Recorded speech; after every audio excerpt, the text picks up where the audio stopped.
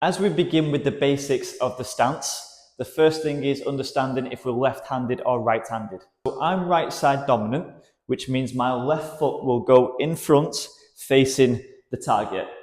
And then my back foot is going to be facing towards you. From here, as I bring my guard up, whichever foot is in front is also going to be my lead hand. The footwork I'll be covering in another video. But it's important to understand that when we're moving around in this stance as well, we want to think about the heels being about shoulder width apart.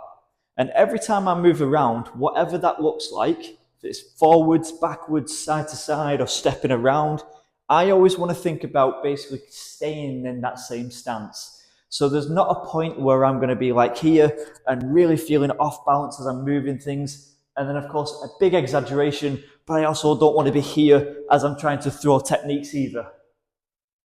And with that said, as we are stood next to the bag and we're throwing combinations, whatever that looks like, try not to feel glued to the floor. You know, you're allowed to move around a bit, relax, stay nice and light as you do. This is, of course, something that you develop over time. It's not something that you're going to understand straight away. Just try not to be solid in this position and stiff. The next step is knowing that if we're following numbers for when we're doing the call out with the pads, or if you're being shouted at whilst you're doing the punches, then it's important to understand that if it's an odd number, it's going to be your left hand. If it's an even, it's going to be your right. So when we're in this stance, if we're doing 1, 2, it's going to be the lead hand, 1, 2, jab, cross. Now, especially at the beginning, the likelihood of us throwing a cross and then a jab is very slim.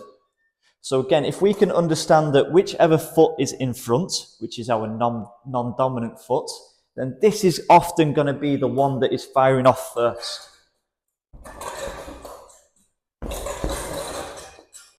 Something that often catches people out as well is when we say move on to a 4 and a 3, or 3, 4, 5, 6, then sometimes we can kind of think about changing the stance to then do that other side. But we want to practice with the same foot, same position, the same stance, and get used to these kind of movements here. So this is obviously going to take a level of awareness, especially as we kind of get into the swing of things. You know, in the heat of a session, we might be tempted to kind of switch the foot and then try things on the other side. I'd recommend, especially at the beginning, sticking with the same stance. Eventually, we will change things up because it's always good to know what it feels like on the other side. See you on the next one.